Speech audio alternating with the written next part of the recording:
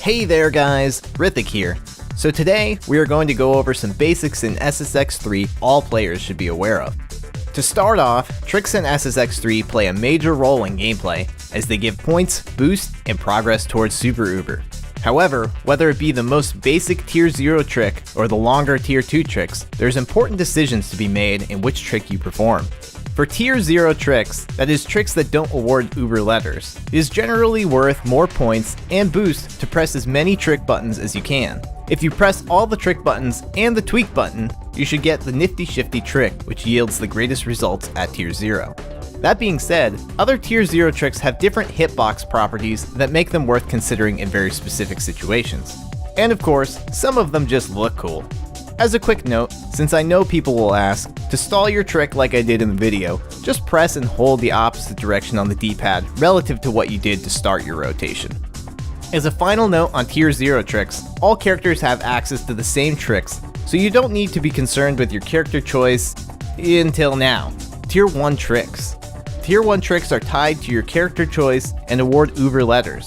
While there is overlap between many characters, some just don't have what top players consider the best option, the Mahogany.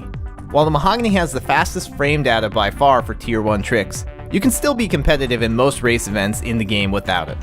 Some good alternatives are the can opener, the extended play, and the clean sweep.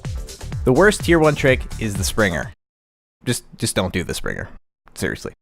As a side note for those interested, I will include the button inputs for any tricks mentioned in the video in the description below.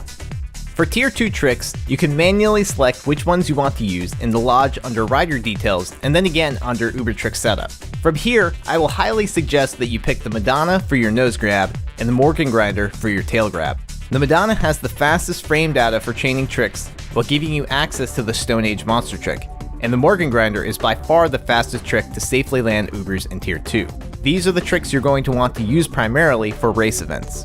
As for other trick suggestions, the SSXorcist and the Karolicker are top tier monster trick options, while the Superman has the easiest monster trick inputs. If none of that matters to you, just pick the coolest looking one. That does it for tricks, so let's move on to spins and flips.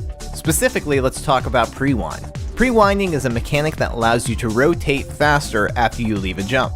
Here's a side-by-side of a non-pre-wind versus a pre-wind jump. That little extra spin can be enough to make or break a landing. So to do a pre-wind, the inputs are simple. Before your character jumps, press and hold the D-pad in the direction you want to rotate. Your character will do this animation here, and now you're ready to jump. After jumping, just continue to hold the D-pad in the same direction until you're ready to land. Or, you can get really fancy.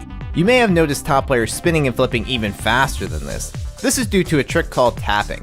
After performing your pre-wind and jumping, instead of holding the D-pad to continue to rotate, it is actually faster to rhythmically tap the D-pad in the same direction.